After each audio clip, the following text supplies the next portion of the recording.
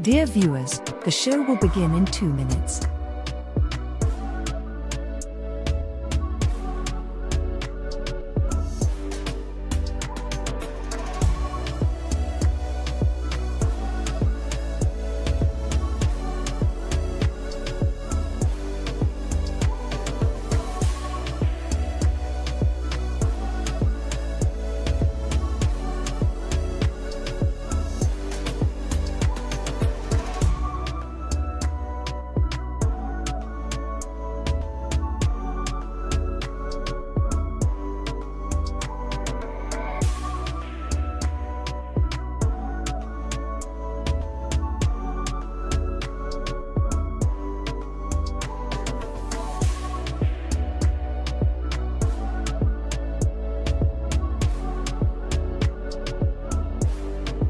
The show will begin in 1 minute.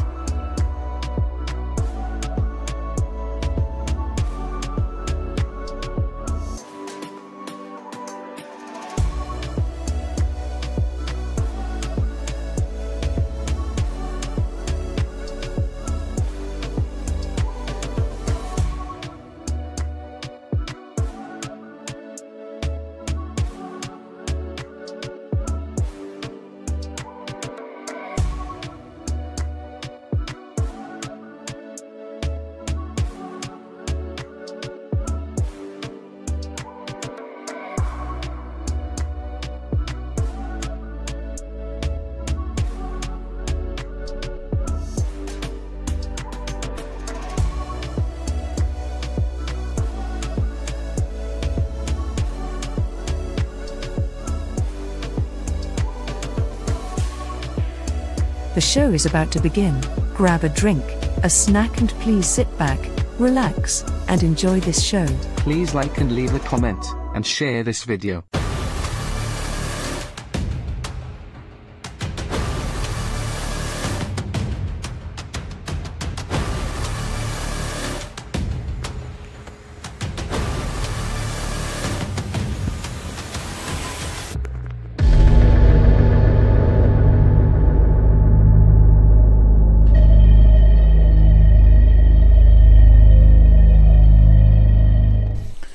Hi everybody, welcome to the live show 89, Deep State, in brackets, the machine, Puppeteers of Power, coming to you from a chilly Minsk, Belarus, where it was 3 degrees Celsius this morning. It's a Sunday, October 20th, 2024, and we're streaming live on Rumble and YouTube. It's just after 8 p.m. here in Minsk, 6 p.m. in London, 1 p.m. on the eastern seaboard of the United States, 1 a.m. in Beijing, and 4 a.m. if you're down under in Sydney, Australia. Tonight's show is packed with some explosive topics. We're diving deep into the deep state, or as it's come to be known as the machine. We'll talk about past US election disputes, dive into the latest on the 2024 presidential election, and are billionaires preparing for a safe haven for an impending disaster. We'll also be covering the Tim Walz allegations, a fresh Diddy update, news from Belarus, Russia, NATO, and BRICS, plus we'll be exploring what's happening in the Ukraine, the EU, and the Middle East. And we've got tech news, UAP updates, and as always, we'll finish with your fan favorite segment, You Don't See That in Belarus. Don't forget to hit that thumbs up and share this video. It really helps us grow and reach more viewers. Now let's get on with the show. Could be wrong. I could be right. And now we're looking into the belly of the beast, the elusive and often whispered about the deep state and its potential dance with the 2024 US presidential election. Let's start painting the picture. The deep state, as we've come to understand it, isn't a group of secretive officials meeting in dimly lit rooms. No, it's more pervasive, a permanent entrenched bureaucracy, the real puppet masters behind what is perceived as the political theatre. Now let's take a global tour, shall we? From JFK's tragic end, an assassination many attribute to his resistance against the shadow government, to more recent examples like Egypt's Morsi or how Trump even handled his first term.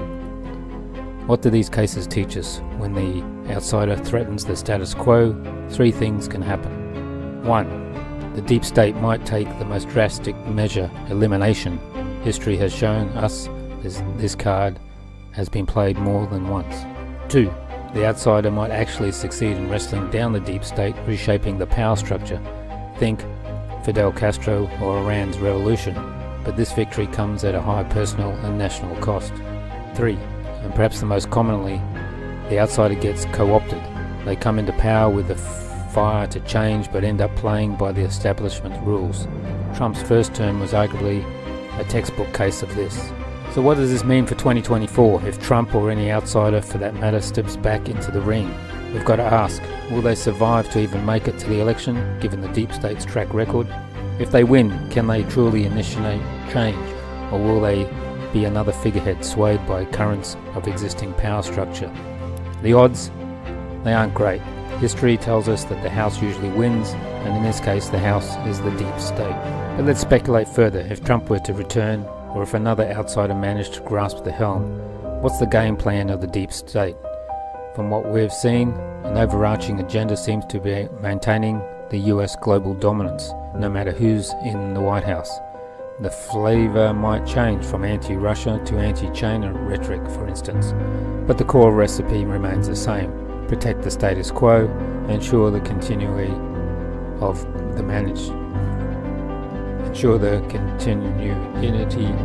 power, and manage the global order. This means for us, as observers, analysts and investors, we should expect continuity with a twist. Trade wars, economic sanctions, perhaps even a currency manipulation to favour exports. These are tools in the shed that could see more use. Here's what we need to watch. The election itself. Will it be a fair fight? Or will we see the shadows, the interference, both domestic and foreign, thanks to new technologies like AI, which could be weaponized in unprecedented ways? Post-election dynamics. If an outsider wins, how will they confront the deep state? Will we see an attempt to dismantle or merely just redecorate the existing power structure? Global implications. Any shift in the US policy, especially towards major powers like China, will ripple across the globe, affecting economies, alliances and conflicts. As we stand on the brink of what could be the most turbulent election in US history, remember, this just isn't about who sits in the Oval Office, it's about unseen currents that shape policy, politics and power. So keep your eyes open, folks. We're not just spectators in this political drama, we're all part of the script trying to navigate through the chaos that's unfolding. Let's keep questioning, keep watching, and most importantly, stay engaged, because in this grand game of power, understanding the move is crucial to survival. I could be wrong, I could be right. Let me know what you think in the comments. Could be wrong, I could be right.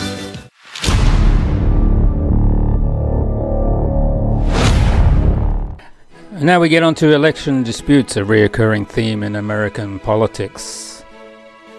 As we approach the 2024 presidential election, echoes of past disputes resonate with the eerie familiarity.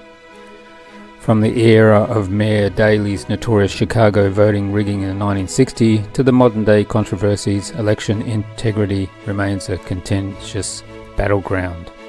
Let's have a look at some historical context. In 1960 election, where John F. Kennedy's victory over Richard Nixon was clouded by allegations of ballot stuffing in Chicago, showcasing how deep-seated election manipulation is in American history. In 2000, the Bush versus Gore saga centered on Florida's hanging chads, ultimately decided in a manner that left many questioning the impartiality and process, reminiscent of political dramas seen in less democratic nations.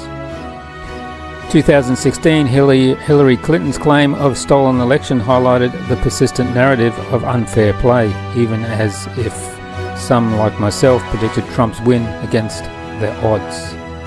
In 2020, controversy despite widespread media denial, allegations of fraud in the 2020 election by Trump weren't just noise, they were the continuation of long-standing American tradition of election skepticism. I had predicted a Democratic win on the grounds of potential fraud, highlighting the deep divisions and mistrust in the system. Looking ahead in 2024, the stage is set for another weird and strange election. Here's what might unfold. Election disputes. Given that increasing polarization, no matter who wins, the loser will likely contest the results. We're on the brink of what could feel like a civil war in the US, with political discourse reaching new lows. What are the cultural predictions? Post-election America might mirror China's cultural revolution, where traditional values are under siege. The woke movement, akin to the purge of the four olds, suggests a society in transformation, possibly facing resistance. Too little, too late, as conservatives struggle to coalesce around a unifying philosophy. What are the geopolitical predictions? With the US military being one of the few respected institutions left, there's a risk of over-reliance on the military solutions to international problems, potentially dragging the US into broader conflicts. The presence of US carrier groups around the globe might not just be for defense, but could inadvertently escalate tensions. So, as we gear up for the November 2024, expect not just a battle of the ballots, but a continuation of America's wrestling with its identity and place in the world. This election could be very well another chapter in the saga of American electoral disputes, where the outcome might be less than who wins and more about how the process itself survives the storm of contention and division. Whether through legal battles or public outcry, the 2024 election promises to be anything but ordinary, potentially setting the stage for significant geopolitical and cultural shifts.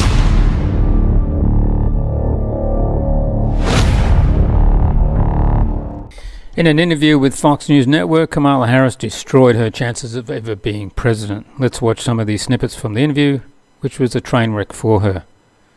First one is the Fox News journalist asked her, "You've been in power for 3.5 years. People are unhappy." Kamala's response was, "And Donald Trump has been running for decades. You know what I'm talking about." And the Fox journalist said, "No, actually I don't." Let's watch it. Of Brett. More than 70% of people tell the country is on the wrong track. They say the country is on the wrong track. If it's on the wrong track, that track follows 3.5 years of you being vice president and President Biden being president. That is what they're saying, 79% of them. Why are they saying that? If you're turning the page, you've been in office for 3.5 years.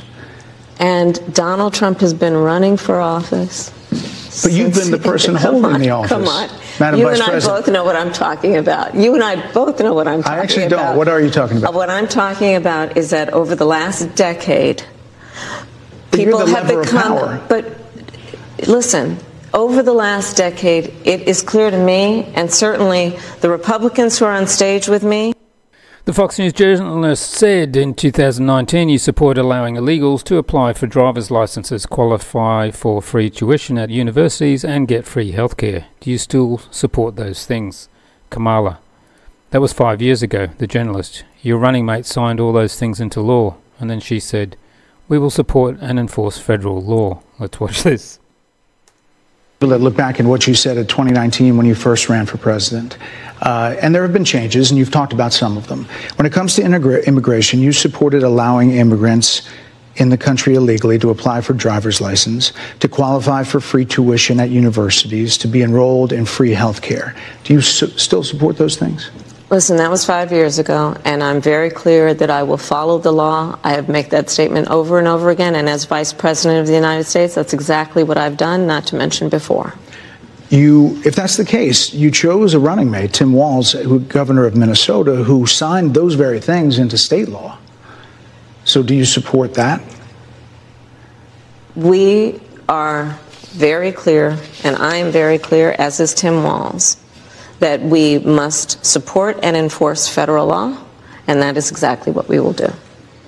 The journalist asked, "How many illegals would you estimate the administration has released into the country?" And Kamala ignored the question. He then asked, "Your administration immediately reversed a number of Trump border policies. Looking back, do you regret it?"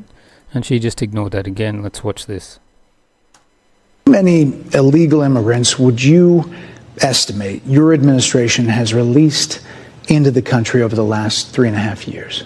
Well, I'm glad you raised the issue of immigration, because I agree with you. It is a topic of discussion that people want to rightly have.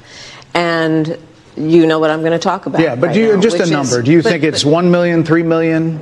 Brett, let's just get to the point. Okay, the point is that we have a broken immigration system that needs to be repaired. So your Homeland Security Secretary said that 85% of apprehensions. I'm not finished. We have it's a rough estimate of 6 million people have been released into the country. And let me just finish. I'll get to the question. I promise you. I was beginning to answer. And when you came into office, your administration immediately reversed a number of Trump border policies. Most significantly, the policy that required illegal immigrants to be detained through deportation, either in the U.S. or in Mexico. And you switched that policy. They were released from custody awaiting trial. So instead, included in those were a large number of single men, adult men, who went on to commit heinous crimes. So, looking back, do you regret the decision to terminate Remain in Mexico at the beginning of your administration? At the beginning of our administration, within practically hours of taking the oath, the first bill that we offered Congress, before we worked on infrastructure, before the Inflation Reduction Act, before the Chips and Science Act, before the bipartisan Safer Communities Act, the first bill, practically within hours of taking the oath, was a bill to fix our immigration system. Yes, ma'am. It was called the U.S. Citizenship Act of 2021. Exactly. It was essentially a pathway to citizenship for the... Yes, ma'am. May I finish responding, please? But you have to let me finish, You had the White House and the House and the Senate, and they didn't bring up that bill. I'm in the middle of responding to the point you're raising, and I'd like to finish. Yes, ma'am. We recognized from day one that, to the point of this being your first question, it is a priority for us as a nation and for the American people. And our focus has been on fixing a problem. And from day one, then, we have done a number of things. He then asked and said, "The Border Patrol says you're a failure and is endorsing Trump." And she said, "I get it. Let's watch this." That the border was secure. When in your mind did it start becoming a crisis? I think we've had a broken immigration system transcending, by the way, Donald Trump's administration, even before. Let's all be honest about that. I have no pride in saying that this is a perfect immigration system. I've been clear, I think we all are, that it needs to be fixed. We need more. I was just down at the border talking with border agents, and they will tell you, and I'm sure you probably, I know you investigate and you are a serious journalist. They will tell you, we need more judges. We need to process those cases faster. We need the support for those cases that should be prosecuted. They need more resources, and Congress ultimately is the only place that's going to get fixed, Brett. Well, that's how this system works. That's the premise of this question. There were 90-plus executive orders that were rescinded in the first days. Many of those were Trump border policies. I'm not going to stay here because there's other things to talk about, but you frequently talk to the Border Patrol Union for support of that bipartisan bill, and they did. They supported it. But they also just endorsed Donald Trump and said, you've been, quote, a failure with border security. Why do you think they said that? I think they're frustrated, and I get it. They want support. They want support, and that's what that border security bill would have done. These guys down at the border, these men and women, they're working hard. They're working around the clock. Now we see Kamala screaming as she completely cracked under the pressure of the first non-softball interview of her vice presidency. This is a mitigating disaster for her. Humiliating. About locking people up because they disagree with him. This is a democracy.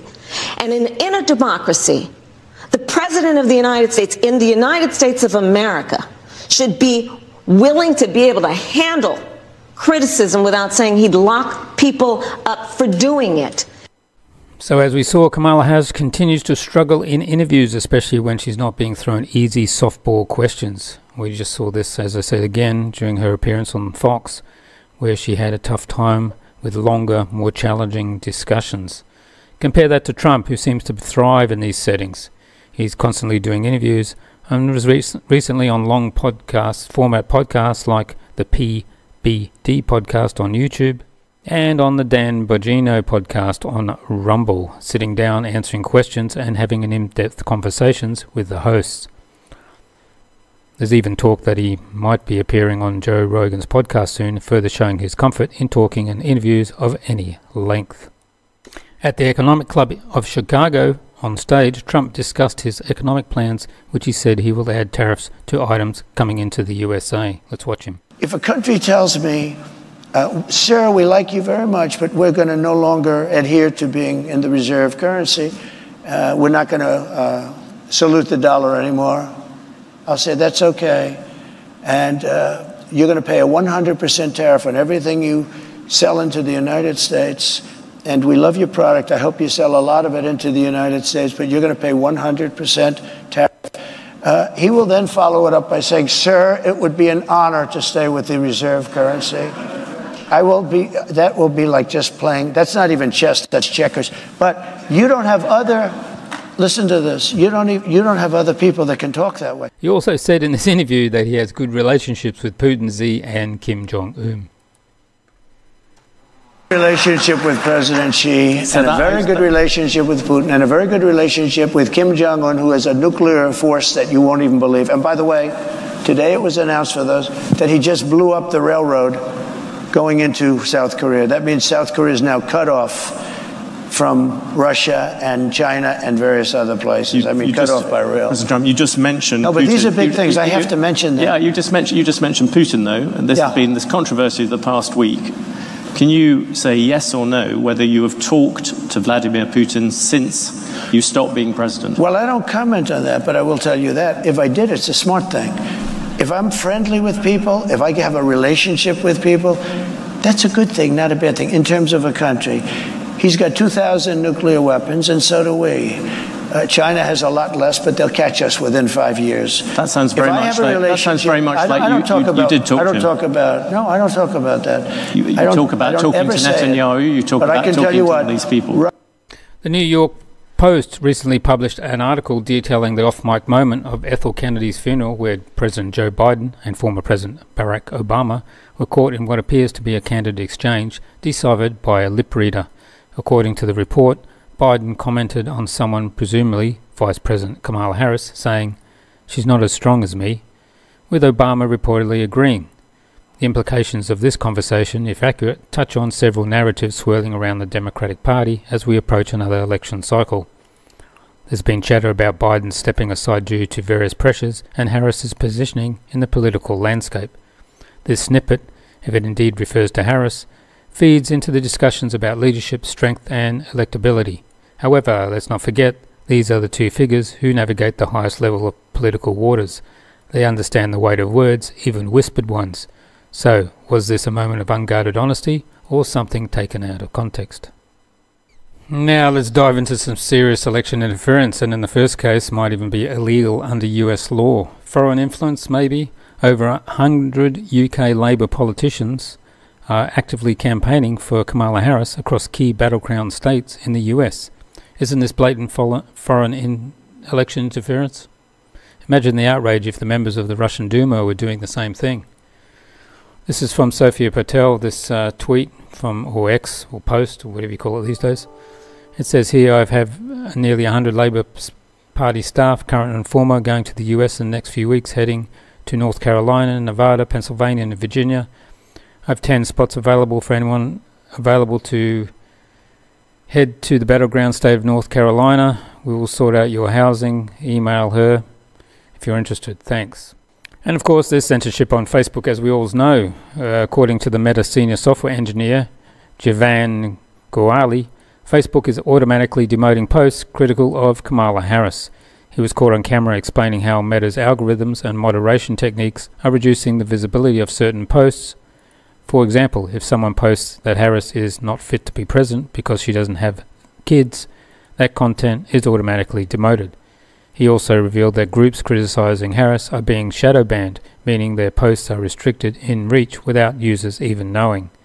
He further said and claimed that Meta's founder, Mark Zuckerberg, plans to use these features to help the Democrats in the upcoming election. This conversation was secretly recorded by journalists from the O'Keefe Media Group through a dummy girl he met on a dating site. The meeting took place in a New York restaurant. After the recording went public, he deleted his social media accounts. It's worth noting that Mark Zuckerberg has previously admitted that Meta censored content on topics like COVID-19 and Hunter Biden after pressure from the US authorities. This raises serious questions about free speech and foreign influence in US elections. So go and find that video. We'll just play some of it now. People in like Ohio said something about like Kamala Harris is isn't unfit to be a president because he doesn't have a child. Okay. That kind of shit is automatically demoted. Meet Jeevan Gawali, a senior software engineer at Meta. Are they doing a good job protecting our democracy? Because I can see these like right-wing groups like setting up Instagram accounts or Facebook accounts for that matter, right? And just start posting disinformation, be like, Harris is like blah, blah, blah. That's all going to be demoted 100%. The civic classified is strong. The senior software engineer also goes on to say that, quote, the person would not be notified, unquote, if they were demoted because of their anti-Kamala Harris post on Meta, and red-listed, that's a new term we just learned, red-listed, meaning, according to Collins Dictionary, things that are not permitted. Would the person who posted that would he be notified that? The person would not be notified, but there's these things that what we collect is like, if a bunch of items that, like if at least a couple of items that a person has created has violated civic classifier, then they're also red listed. Our OMG American Swiper asked Jeevan if Meta was shadow banning users for their anti-Kamala Harris posts. Take a look at what he says. So is that called shadow banning? Shadow banning, okay, yeah. So they will be shadow banned. Correct. They will never be shown. But so they will see a dip in like impressions and engagement, yeah. But they would not be like officially warned of the reason why. Correct. We asked Gawali if Meta has the ability to affect the upcoming 2024 election, to which he responded, yes, Meta does.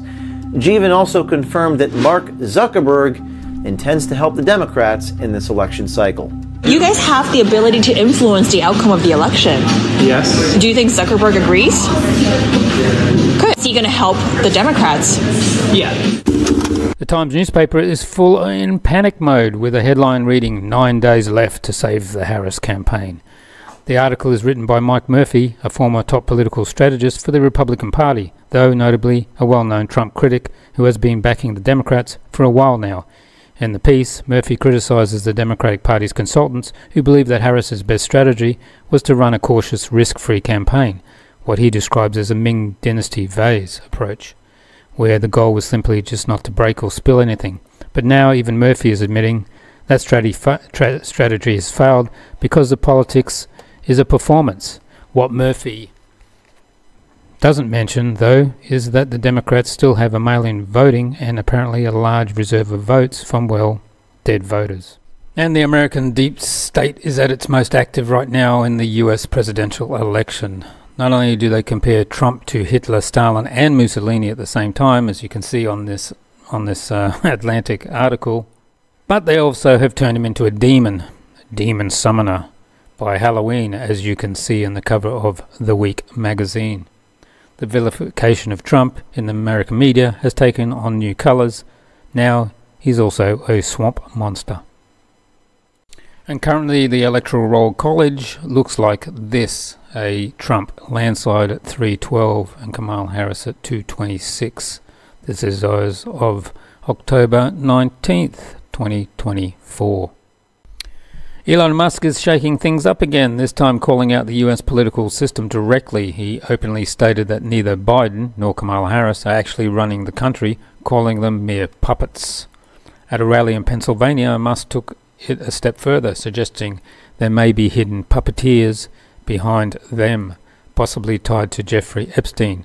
Musk said it will be interesting to see if the crossover between the Epstein list and the Kamala Harris's puppet masters.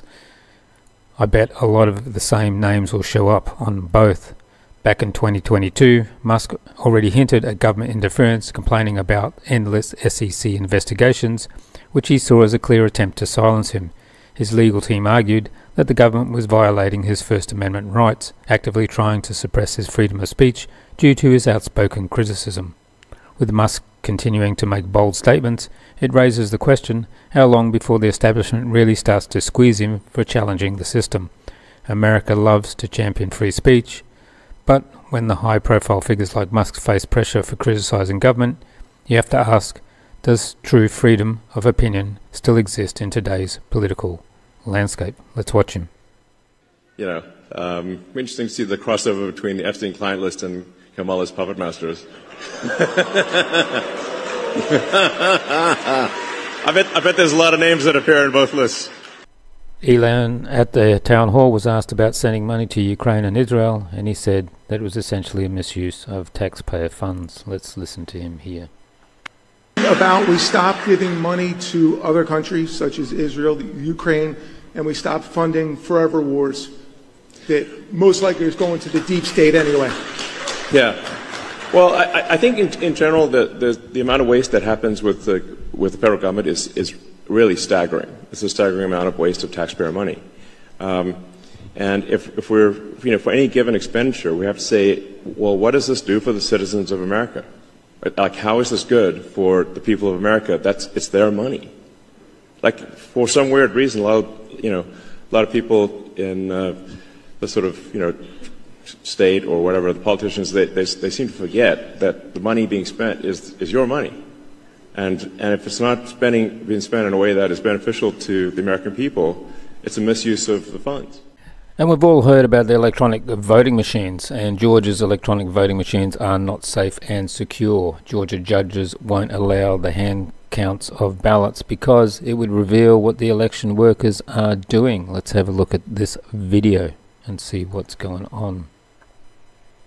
I want to go and I think I want to vote for Jason Shaw.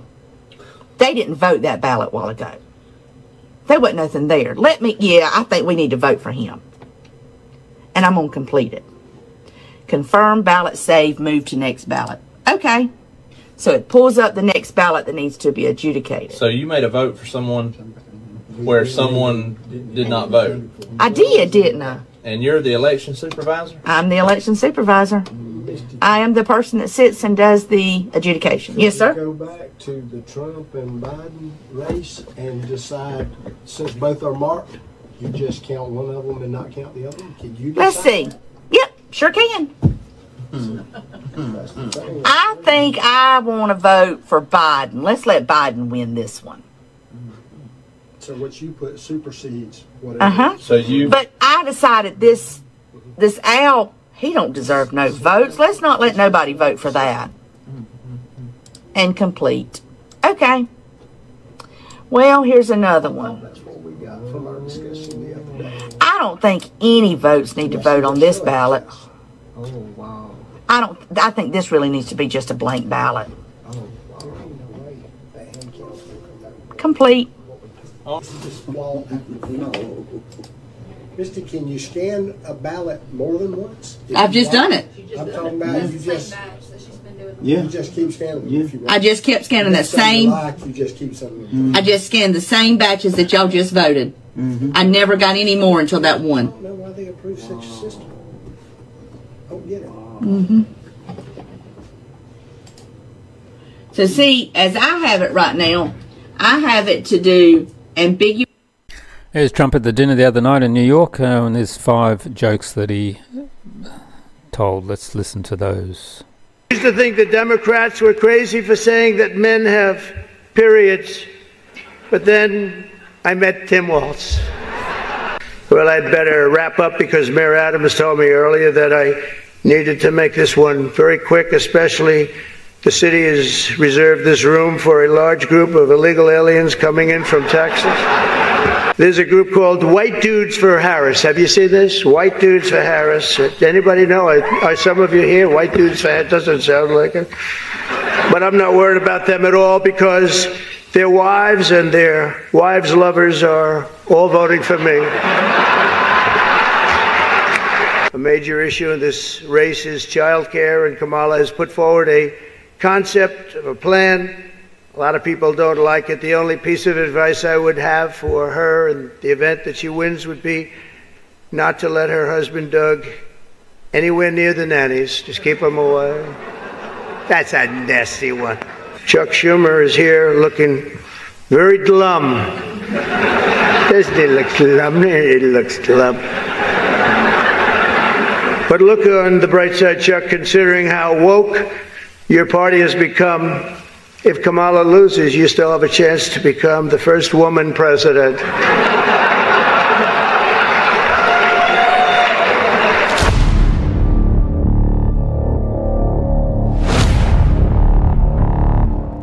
In a 2016 interview with The New Yorker titled Sam Altman's Manifest Destiny, Sam Altman, then relatively less known compared to his current prominence, discussed various futuristic and survivalist themes. Altman, now notably for his involvement in tech and AI, touched upon his concerns regarding apocalypse scenarios. He mentioned having access to a doomsday retreat in New Zealand shared with billionaire Peter Thiel, hinting at the readiness to escape should a disaster strike. Altman's foresight and perhaps insider knowledge about pandemics was easily seen as he discussed such possibilities 3 years before the global COVID-19 outbreak. More intriguing was his vision of AI-driven cities, places where his elite societies could thrive amongst global chaos. His organization, Y Combinator, explored the idea of creating experimental cities to test this concept.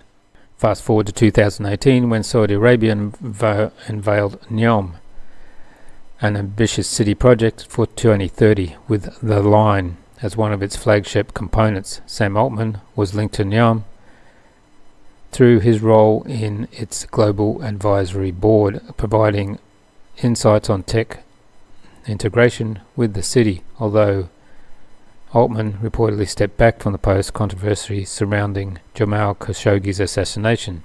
His initial involvement suggests a pattern of tech moguls engaging with futuristic urban projects. The narrative gets more complex with Microsoft's involvement. Following its significant investment in OpenAI, Microsoft announced a $2 billion investment in 2023 to develop a data center in Neom, aligning with the city's tech-forward vision. Meanwhile, Peter Thiel, through his connections with the Saudi Arabia's Future Investment Initiative, indirectly ties back to Neom, showcasing how these tech entrepreneurs are weaving their influence into these mega projects.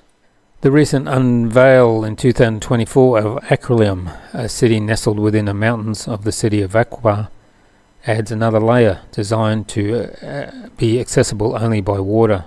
Aquarium could be interpreted as a modern-day ark, designed not just for luxury but for potential for survival against rising sea levels or other cataclysms. These developments raise questions about the convergence of technology, wealth and survival strategies among the global elites. Are these cities merely the next step in luxury living, or are they fortified havens in anticipation of environmental or global catastrophe? The involvement of AI and data centers could suggest an attempt to preserve human culture and knowledge through technology, hinting at broader, perhaps more extensive preparation strategy. While these connections paint a picture of elite preparation for uncertain futures, it's worth approaching these speculations with a degree of skepticism. The idea that these projects are explicitly designed for specific geophysical events by 2030 or any other set timeline remains the realm of conjecture. However, the pattern of investment and interest in such secure technology and advanced habitats by leading tech figures does invite curiosity among what future they're envisioning or preparing for. For those intrigued by these possibilities, further investigation into geomagnetic excursions, climate anomalies, and true nature of these elite city projects might offer more clues. Whether these efforts are prudent preparations for known risks or elements of more speculative strategy against unforeseen global changes, they are certain merit watching as they develop.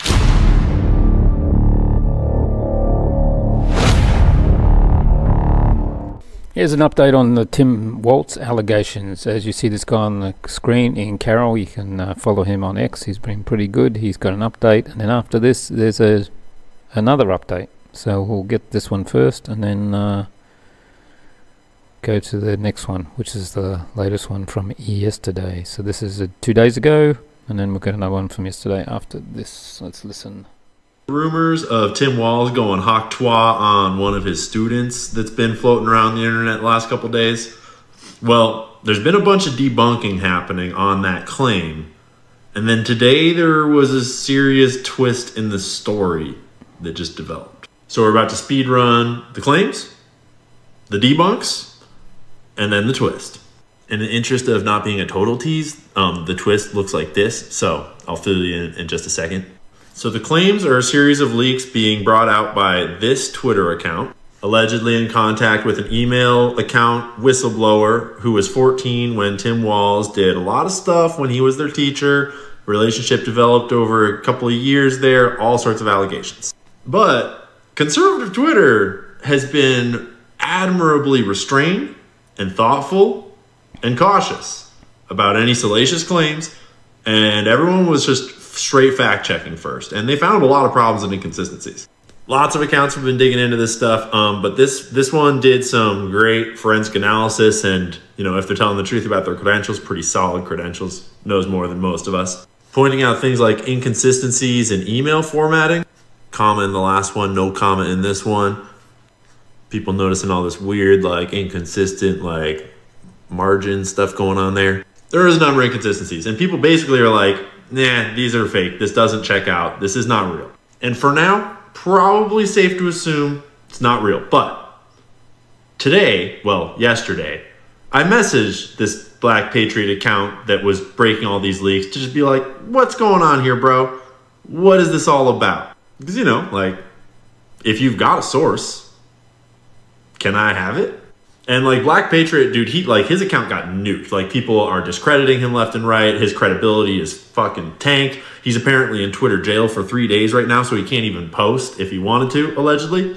But he said, yeah, the whistleblower is down to talk to you on the phone. And today, I had a 40-minute phone call with what sounded an awful lot like a genuine whistleblower. This is the phone call. There was no weird, like, breaks in character. There was no weird, like, the vibe very, and like, you know, I can be fooled. I'm no ultimate judge of character. I'm not perfect. I'm also not like some professional journalist or anything.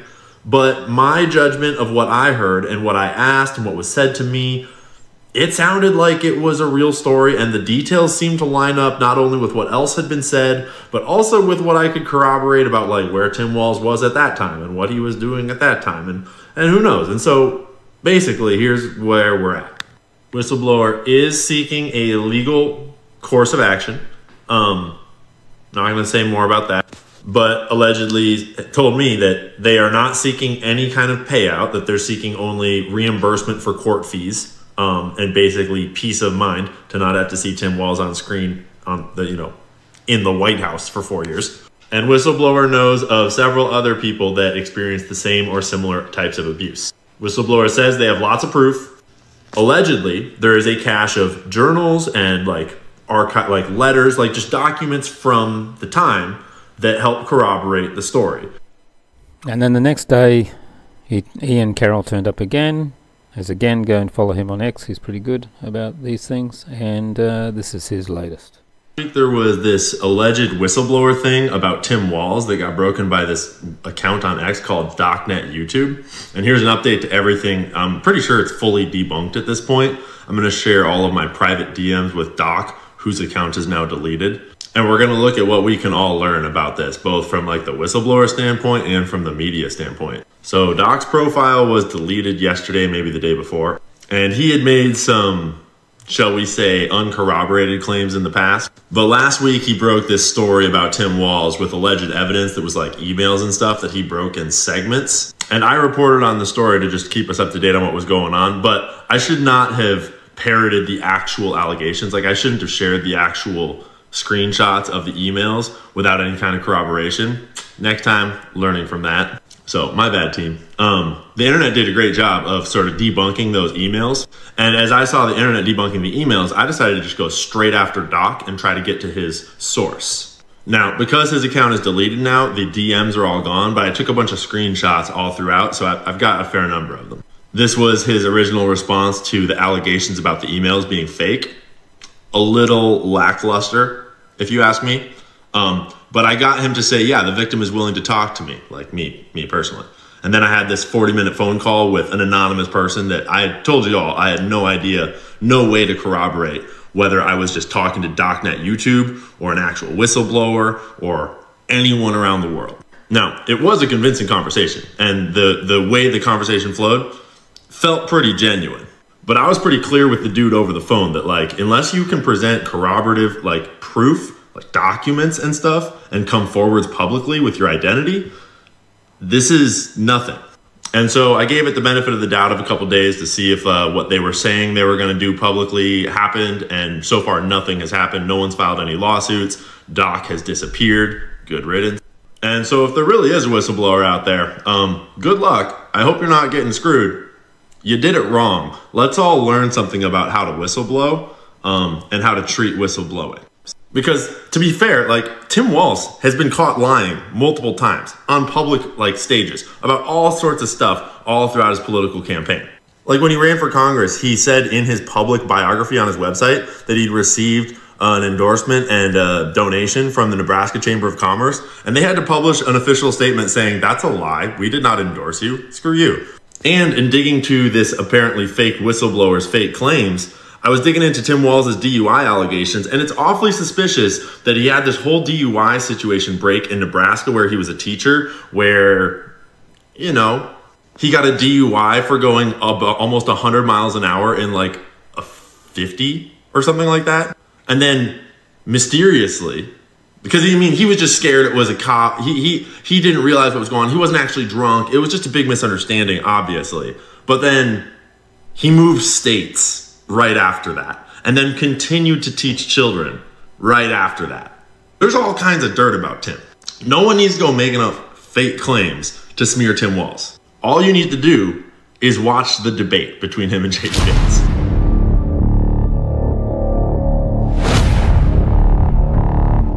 And this is our Diddy accusations update, and this is viewer discretion advised. Diddy was hiding in plain sight. Nearly everyone in Hollywood, the music industry, and among the elites was aware, yet they choose to remain silent. When Diddy's list will be made public, or will it be kept under wraps like Epstein's? The graphic details are deeply disturbing. He is truly monstrous.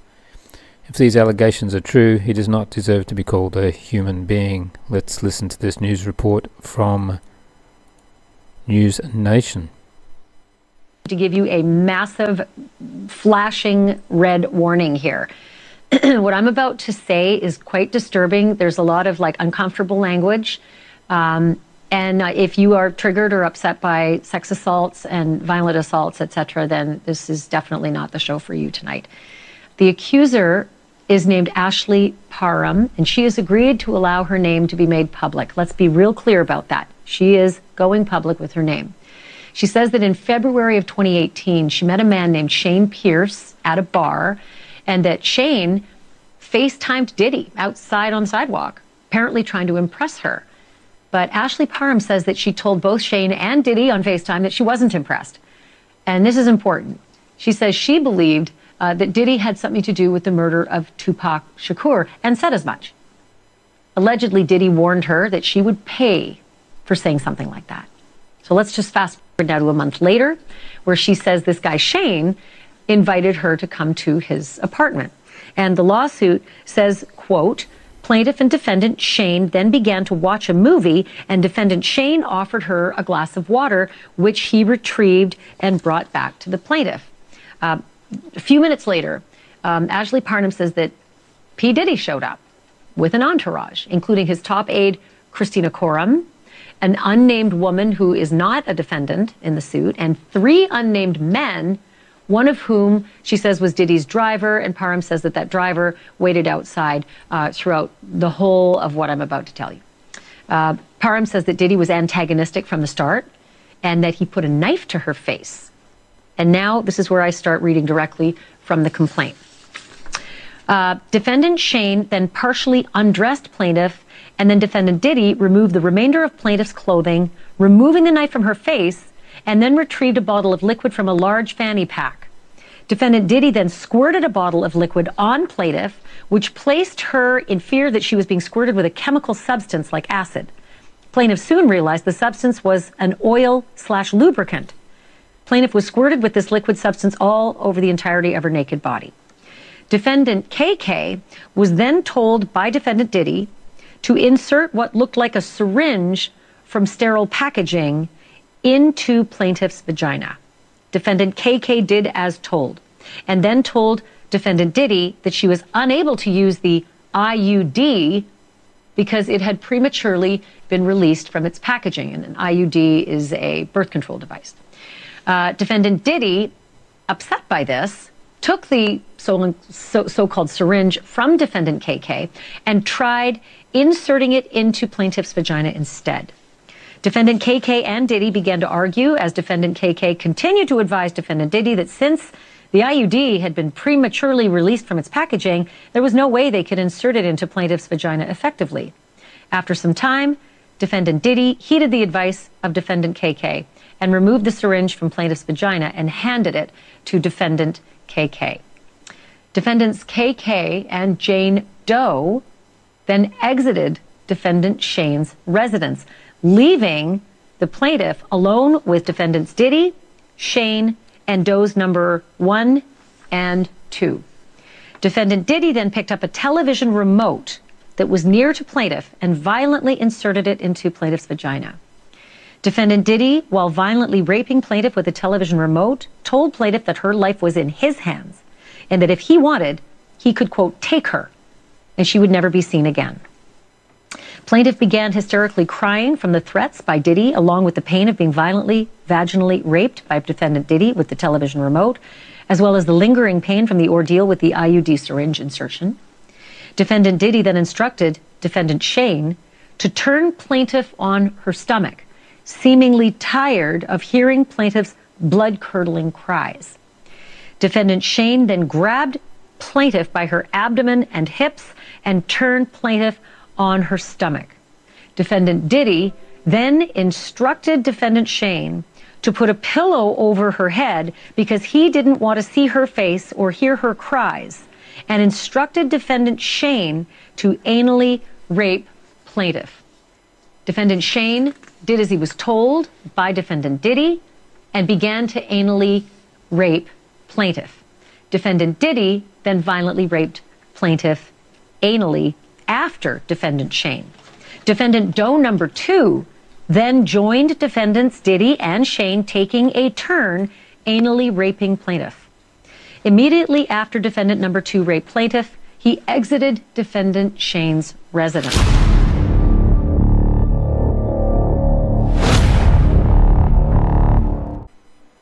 And now some Belarusian news, which we missed out on the last show because we were too busy, so let's get on with that now. A test train was launched on the second section of the new third line of the Minsk metro. It travelled at low speed through the tunnels from one station to another station on the new line in both directions along the two tracks. And then it returned to the electrical depot. According to the experts, the tests were successful and it'll be opening soon. The exhibition, scientific conferences, Sanmar's opened, and the Energy and Environmental Forum is taking place in Minsk right now. Let's watch this.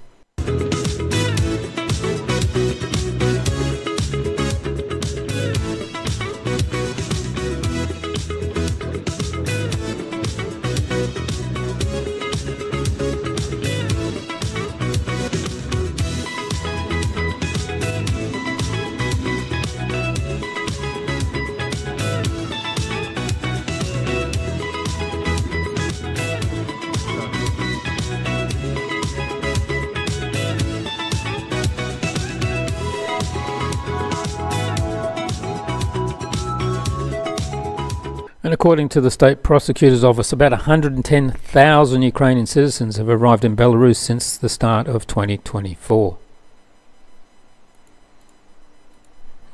If Ukraine's so good, why are they all leaving? And these people escaped from a dictatorship, not the one they call here, of course, because it isn't a dictatorship, but this is from Latvia. A large family from Latvia fled to Belarus. It's unlikely here that anybody would be surprised by the refugees from the Baltic countries. People are quite actively fleeing to Belarus from Borel's blooming garden. But this time probably is the first time in modern history. The case is truly exceptional. Last night, a family from Latvia consisted of 12 people fled from the neighbouring dictatorial regime. At the moment, they are all going through registration procedures at the border. According to available information, the family is Russian-speaking and left the territory of Latvia precisely because of permanent threats from the Latvian authorities. Russians are now treated as third-class citizens there. And President Lukashenko said that they envy us. Lukashenko revealed how Westerners really feel when there's no media around. He said, "Interesting, we had negotiations with the representatives of Western countries, and when I talked to them, I realized how closely they watch us, how meticulously they study our mistakes and our successes. And when there is no media, they speak honestly and openly. You know, the richest countries were represented there, and they envy us," Lukashenko said. Let's watch him. С представителями западных государств. И я, разговаривая с ними, понял, насколько внимательно они наблюдают за нами. Насколько придирчиво они ищут, изучают наши ошибки и наши успехи. И когда нет средств массовой информации, они говорят честно и откровенно. Вы знаете, богатейшие страны были представлены. Они нам завидуют.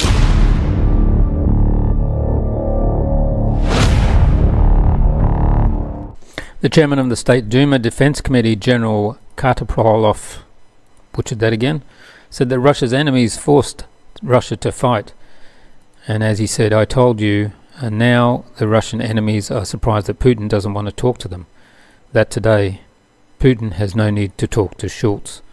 The problem of Schultz, they are increasingly aware that with their incompetent, irresponsible actions, they have practically led the planet into a dead end.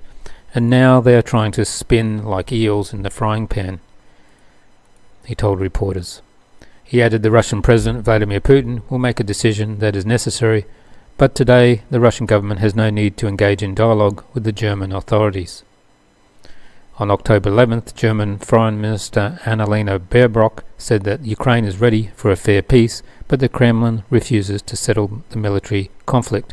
According to Baerbock, Putin is no longer even ready to talk to the German Chancellor on the phone. Let's listen to him. Whatever, they are increasingly clearly aware that with their mediocre, irresponsible actions, and not the planet, they practically declared in the stupor. And now they are trying to figure out what kind of broadcast our president will accept, which is necessary if he thinks that it makes sense to talk from the kitchen street, let's talk. But for now, this is probably necessary. And Putin stated at a BRICS 2024 news conference, Australia, Japan and New Zealand are like puppy dogs on the US leash. He also declared that the deployment of US weapon systems in Australia is a threat to Russia and her strategic ally, China. Let's listen to him. Значит, как на аркане тащат, как маленьких собачек. Большой дядя за собой, и все. Активизируют своих союзников, там, Японию, Австралию, Новую Зеландию, создают дополнительные точки напряжения, перемещают оружие достаточно серьезное, угрожающее странам региона, в том числе и Китаю, и России угрожает. Поэтому мы внимательно смотрим за этим. Мы, конечно, не вмешиваемся, так же, как и в другие, я уже сказал, между там, Эфиопией и Египтом не вмешиваемся. Но мы, безусловно, исходим из того, что Китай наш стратегический партнер и союзник. He also said when NATO gets tired of fighting us, you ask them, we are ready to continue this fight and victory will be ours, he said. Putin is ready for a peaceful end to the war, but he understands that the enemies will not allow this, and Putin has decided to go to the end. The war will end only after Russia wins. Let's watch him. When is NATO scheduled? If they get tired of fighting with us, they too ask me. Are we ready to continue this fight? And victory will be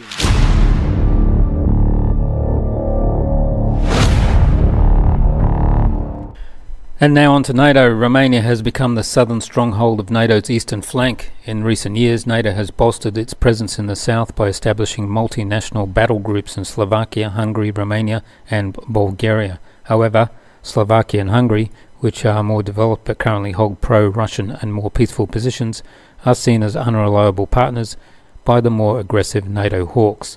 Back in 2023, NATO warned that excessive bureaucratic delays were hindering the swift movement of troops across Europe, raising concerns on how this could impact the alliance in the event of a conflict with Russia.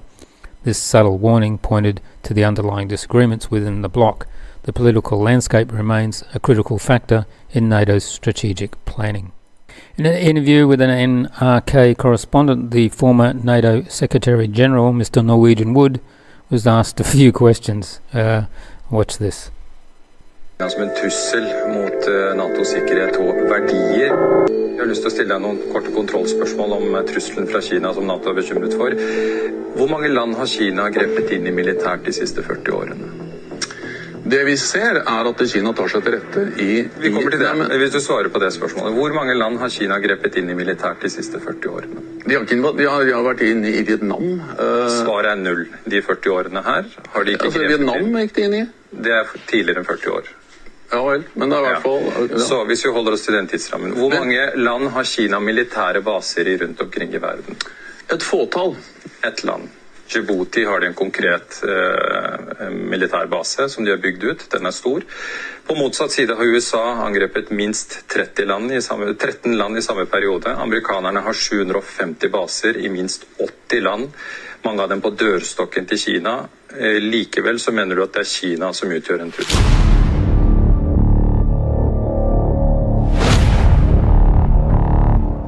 The new Secretary General of NATO, Mark Rutte, has stated that Ukraine will likely be number 33 in NATO later. Let's listen to him. Good luck with that. Future NATO will have as a 32 or 34th member, we will have Ukraine. At the moment it seems that it will be Ukraine as number 33, but maybe somebody else pops in front of him. But Ukraine will be a member of NATO in the future. That is what we decided in Washington. So the question is then about the timeline. So then the question is exactly about the when. I cannot answer that now at this moment, but clearly we are working on all these tracks to make sure that indeed one day there will be a member of NATO. Either Ukraine joins NATO or Ukraine gets nuclear weapons. Zelensky gave this ultimatum to Donald Trump. Хто з цих країн постраждав? Всі? Ні, одна Україна. Хто віддав ядерну зброю? Всі? Ні, одна. Хто? Україна. Хто сьогодні воює? Україна. І тому виходить у нас так. І в розмові з Дональдом Трампом я йому сказав, у нас виходить так. Який же вихід? Або у України буде ядерна зброя, і тоді це для нас захист. Або ми повинні мати якийсь альянс. Окрім НАТО, на сьогодні ми не знаємо дієві альянси. Країни НАТО сьогодні не в війні. Країни НАТО не воюють. Країни НАТО люди всі живі, слава Богу. І тому ми і обираємо. Ми і обираємо НАТО. Не ядерну зброю. Ми обираємо НАТО. І я вважаю, що мене почув. В даному випадку Дональд Трамп почув, що він сказав у вас справедливі аргументи. Of course, Zelensky has already started making excuses that he was misunderstood about nuclear weapons. He said, sometimes we create problems for ourselves. Now you are starting to do it. We have never said that we are preparing to create nuclear weapons or anything like that. We create ourselves problems. Now you began to do it. So we never spoke about that we are preparing to create nuclear weapon or something like this. I said that when Budapest Memorandum was signed by very honorable nuclear, very powerful nuclear countries, there was written that Ukraine gives nuclear weapon. Let's be honest, the nuclear weapons were not Ukraine's, they were the USSR's. They were giving them back. Otherwise the USSR would have come and got them. Ukraine will have from these very respectable countries, including those time Russia, China, United States, including them. Yes, that we will have our secure territorial integrity and sovereignty. But we don't do nuclear weapon. Please, don't move these messages. Ukraine is ready to mobilize women if it is necessary to call upon women to save Europe from the war. Then perhaps we will do it, according to Zelensky. Question. John Wilson, I'm a member, Chatham House, and a journalist. When is Ukraine going to conscript its women to fill the gaps in its armed forces? Conscripted 500,000 women. There's a really interesting question about conscription, which we are planning a podcast on. Please answer. But I have a wonderful answer to that. Look, if it is necessary for us to call up women in order to save Europe from war, we will definitely do this. But I think we should primarily prevent a large-scale war in Europe the way it was in 1939 by other means, not by drafting Ukrainian women. Elena Panina, director of the Institute of International Strategic Studies, commented on a recent Bloomberg article highlighting the futility of Western peace plans in resolving the conflict in Ukraine. According to Johns Hopkins University professor and Bloomberg columnist Hal Brands, neither Trump, Harris nor Zelensky has a plan that can bring the war to an end. The main issue, argues, is that no one knows how to turn the worsening battlefield situation into a sustainable peace. However, Panina points out that what Brand describes as a decent peace really means peace on US terms, focused on achieving Russia's strategic defeat. The problem with this analysis, she says, is there's one side. It ignores the reasons why Russia initiated the Special Military Operation, SVO. A true resolution would require not only the US halting its geopolitical expansion into Russia's sphere of vital interests, but also rolling NATO's military infrastructure back to its pre-1997 borders. Panina suggests that if the US begins to fail real costs in its confrontation with Russia, its strategy will change. Only pain, she says, can alter the American perspective. Panina's solution is clear. Russia does not need to engage in direct conflict with the US or NATO. Instead, it needs to focus on defeating Ukraine itself. If Russia eliminates the Ukrainian state and secures its western border with Poland, there would be no need to escalate further by attacking the US or its allies. Russia must fight Ukraine, not America. She says destroying Ukraine is the key to ending this war. She also concludes her peace plan is offered for free. Former CI Director Gina Haspel suggested that the Ukraine armed forces should carry out covert strikes on Russia, saying, "We don't need to announce it. The Ukrainians don't need to announce it. They'll just do it. And we don't need to talk about it because, in reality, there should be our full support. Otherwise, it's just a war of attrition that the Ukrainians will lose because they can't defend themselves. Just let them do it, and we'll see what happens." But that's what's the likely outcome. Ukraine strikes Russia, and then Russia strikes NATO, secretly. Of course, someone needs to tell Haspel she's playing with fire. Watch her. To announce it. They don't need to announce it. They just do it. And we don't need to talk about it because actually, that's, I think there's full support. Otherwise, it's a war of attrition that the Ukrainians are going to lose because without making it public, just they do it and let's see what happens. And this is probably what will happen. And this is from secret archives, well, just been released archives from the US about nuclear blasts. Let's have a look at a few of these.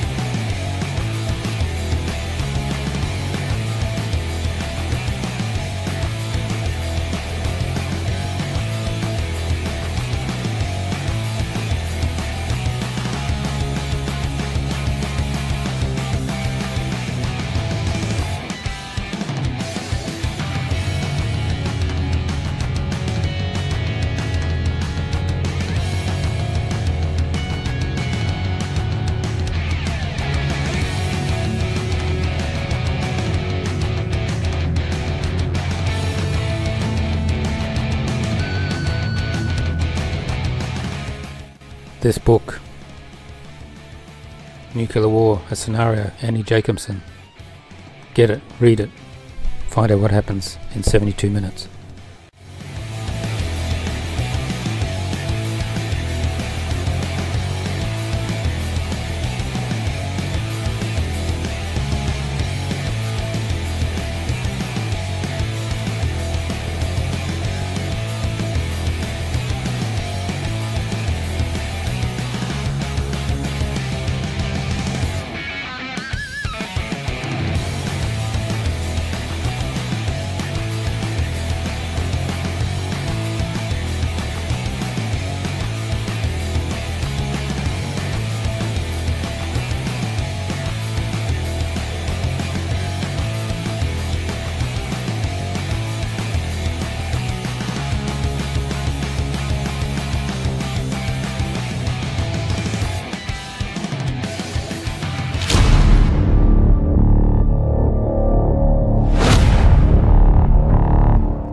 And there's another strong speech from Sarah in the Bundesburg.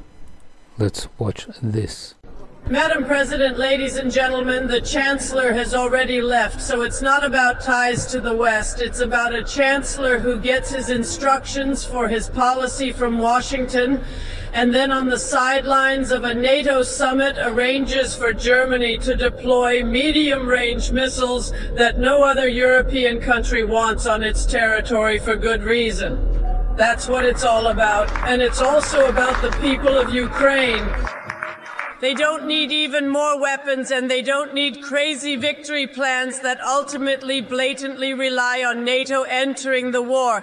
And Mr. Merz, what you said, lifting the range restriction, would be exactly NATO's entry into the war, as the American Secret Services pointed out. What is this madness you represent here? No, we need a ceasefire. We need peace negotiations. And that's why, Mr. Scholz, you promote it for diplomatic initiatives such as the peace plan of Brazil and China, that it is finally supported by EU countries and not just by little Switzerland, which was also shaken by Zelensky. And of course, the Middle East also needs peace. More than 40,000 people, half of them children, have been murdered in Gaza so far. In Lebanon, there is a threat of a second Gaza itself. Soldiers are being attacked by Netanyahu's troops, but you, Mr. Scholz, want to continue supplying weapons and thus making themselves jointly responsible for war crimes. Is it so difficult to understand that weapons do not bring peace anywhere in this world, and terrorism cannot only be defeated with terror? And speaking of terror, at the end of the year, Ukraine also wants to cut off the last Russian gas pipeline to Europe, this time kindly without divers and explosives.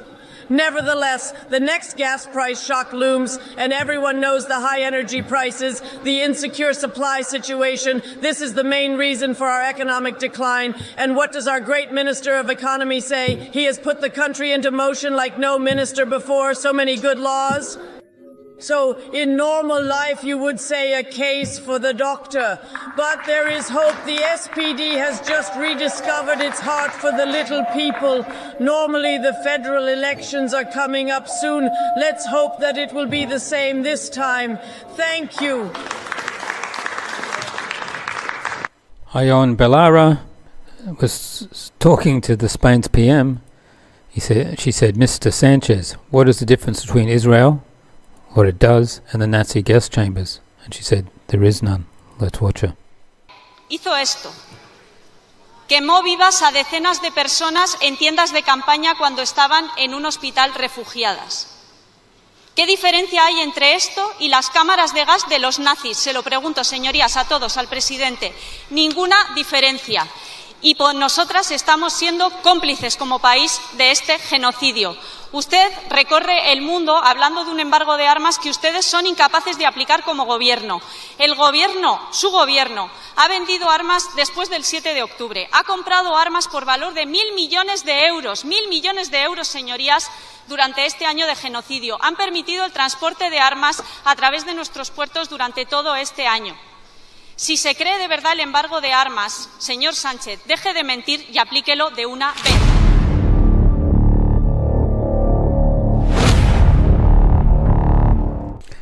Now let's have a look at what's happening in Lebanon with the Israelis. The IDF in Lebanon are blowing up empty houses for no purpose. They're just punishing the population. And just remember, Israel said, get out of harm's way. You can return to your homes later.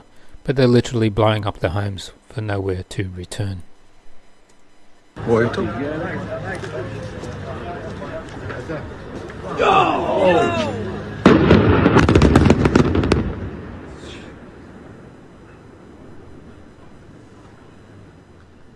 And the Israelis are also carpet bombing on Bujur al-Shamali in the Tyre district. Let's have a look at this. They're no better than the Nazis in the 40s.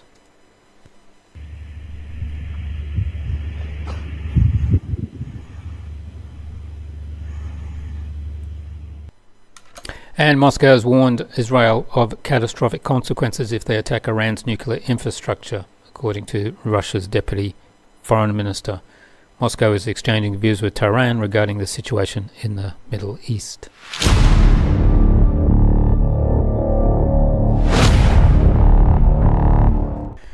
And the Russian President Vladimir Putin has announced that 35 new countries will participate in the upcoming BRICS summit.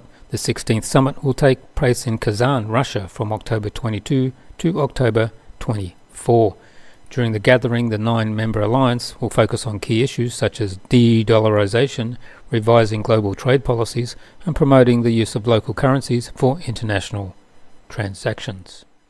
And BRICS has officially launched and demonstrated a new payment system, BRICS Pay, aiming at facilitating smoother international transactions among member countries. Let's watch this.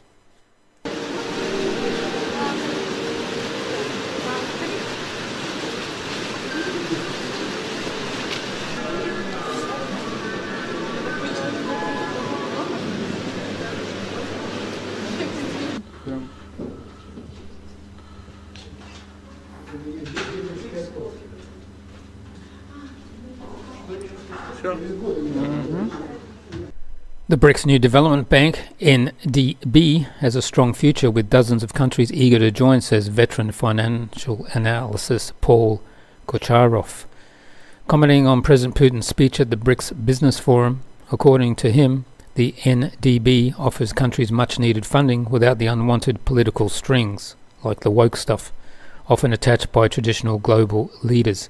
He points out that the demand for institutions like the NDB is clear, especially when compared to the increasingly politicized demands of global credit issuers using major reserve currencies.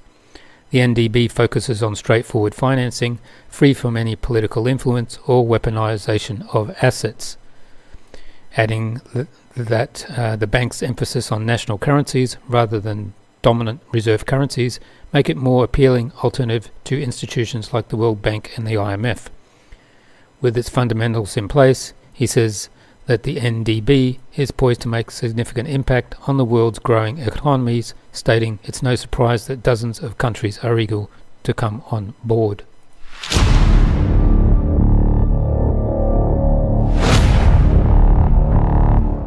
And look at some tech news. Elon Musk was talking about AI and how it needs to know the truth and say the truth. Let's listen to him. I think what's important in training AI and growing an AI is to make sure that it is as truthful as possible and maximally curious. Because I think if that's true, then I think it'll probably foster humanity. But it's very important that it trains to be honest, even if that truth is unpopular. Like I have what I call perhaps the Galileo test. So when Galileo built a telescope and looked at the moons of Jupiter and said he thinks probably Earth revolves around the sun, he was branded a heretic and was forced to recant or be executed. And if you trained an AI at the time, it would have said that the sun revolves around the Earth, because that's what everybody thought. And even if it concluded that that's actually not true, if it was concerned about the truth, it wouldn't actually say the truth. So it needs to say the truth and know the truth, even if the truth is unpopular, which no AI can do yet. And NASA has unveiled the next spacesuit that will be worn on the moon in the 2025-2026 landing. And they say the astronauts will be using these suits from Prada. the Italian fashion house and private space company Axiom Space has developed the design of the spacesuit that will be used in this mission. The suit looks familiar on the outside, but has grey patches on the knees and elbows, as well as red accents on the sleeves and waist. Makes a big difference, doesn't it? It can withstand extreme temperatures on the Earth satellite for at least 2 hours. The suit was created to combine highly engineered functionality and aesthetics for work in the difficult lunar conditions. And check out this robot from China called the NeuroBot. It's the latest version, so have a look at this.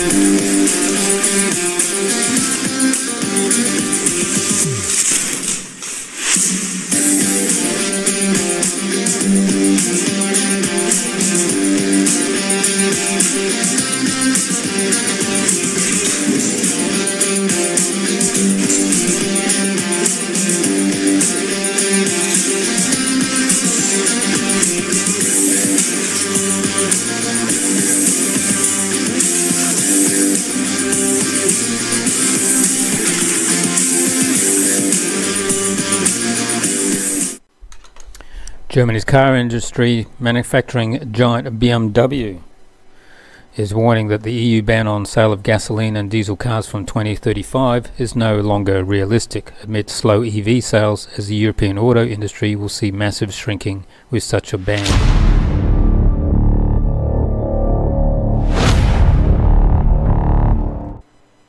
During a Pentagon briefing on the 17th of October with Press Secretary Air Force Major General Pat Ryder, he answered the question with, "The truth is out there." Let's see what the question is. We'll go to Jeff Shogel, Task and Purpose. Thanks. Given the news cycle, you could announce anything about aliens or extraterrestrial life and no one would care. So I'm going to take the shot. What do you got on UFOs, aliens, etc.? Go. The truth is out there, Jeff. And the truth is, we have no evidence to indicate extraterrestrial life has visited the planet. Thank you very much, everybody. Appreciate it. Meanwhile, in Chile, a woman pulls over to record this aerial phenomena, gets back in a car and continues recording. Please, I'm literally filming it just like this.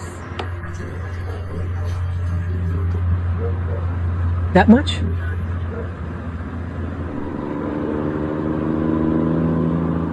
Rat, I'm not sure what that egg sucked. Any idea? Hitman. An officer I'm explaining, so that stinks. Male PE, what the fuck?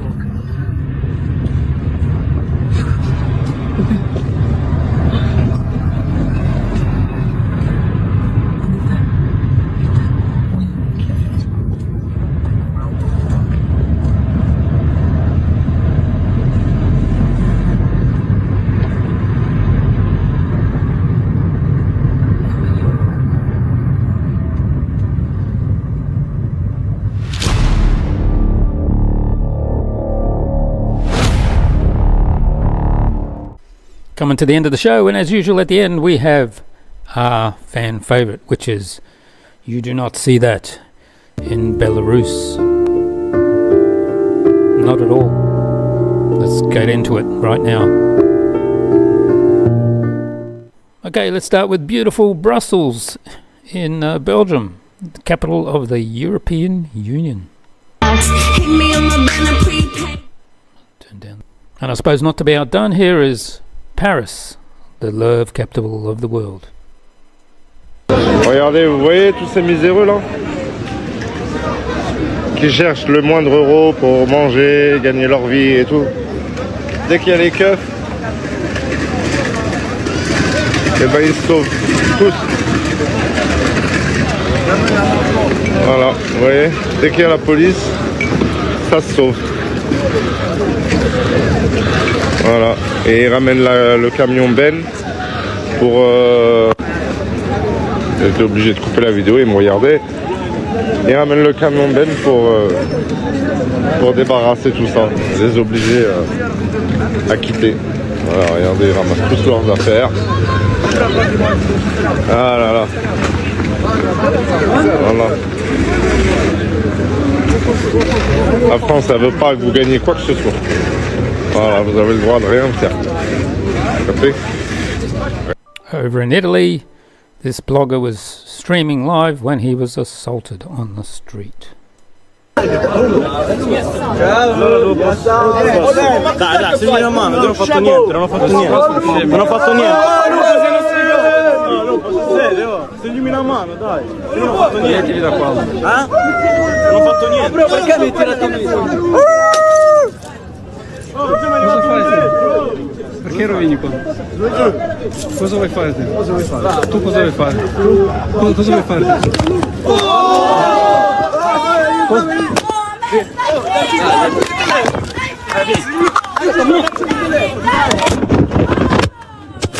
Poverino, ma ce la fate, ma ce la fate!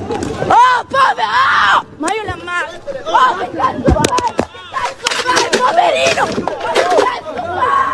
Not sure where this is, but this is furry anger. Let's have a look at this.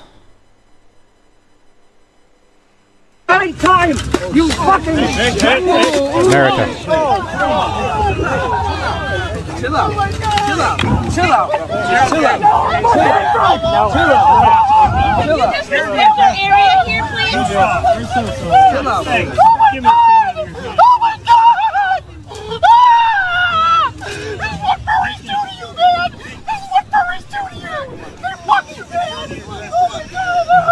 Hey, come on. Give me sense for some! Fuck away from me! Do not touch this! Why am I the one who got you?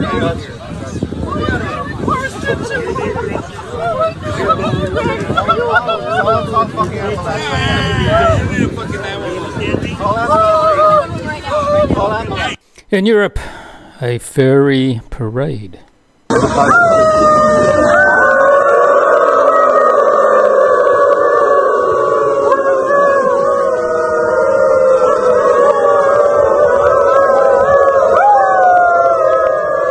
Also in Europe, a future engineer and scientist doesn't know how to get into a train.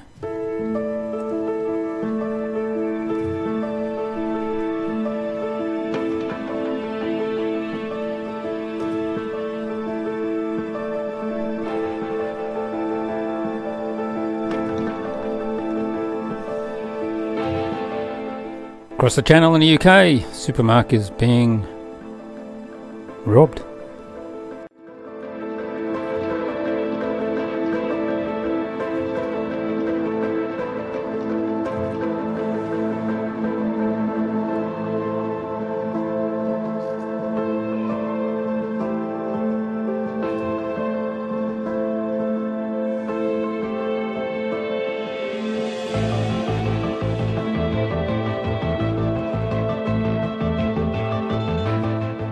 Still in the UK, it looks like when a police asks you to stop, it seems to be optional in the UK.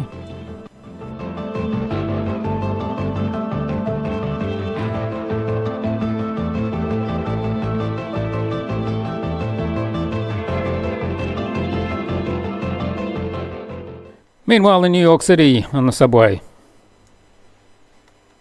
Close those fucking doors!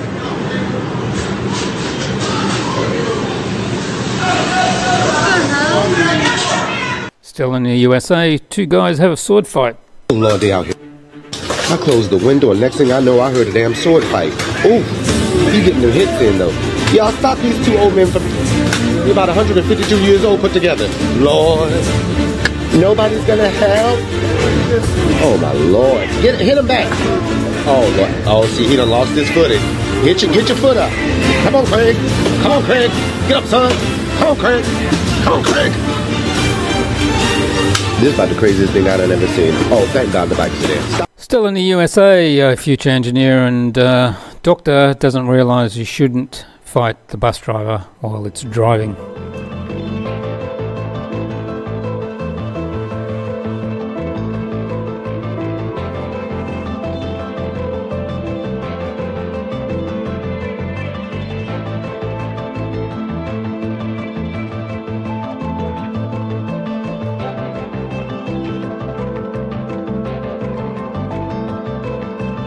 some weird stuff in California. But dad, homies, what is Cuz doing? Hey, bro, what are you doing? Weird ass nigga. It's a weirdo, bro. And more future engineers and doctors just doing what they do. Mire, esto es lo que estoy diciendo. Maldito negro, lo que estoy diciendo. Haz eso, run. Oh my God, no! No, they open up and go!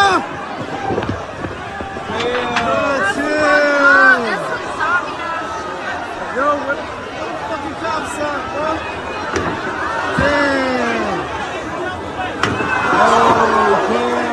And you don't see any of that in Belarus at all. Come here, none of that.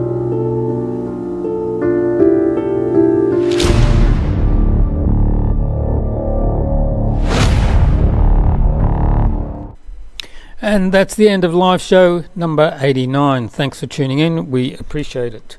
If you can hit that thumbs up, it would be great. Also, please share the video near and wide and on your social media to help this channel grow. We need more subscribers. That's it. Just more. If you haven't subscribed, as we just said, please subscribe. Hope you liked tonight's live show. We'll be back on Wednesday, so hope you can come back to see that. We posted some hockey game videos yesterday, and there's going to be another one tomorrow. And again, thanks again. See you on the next show. Bye.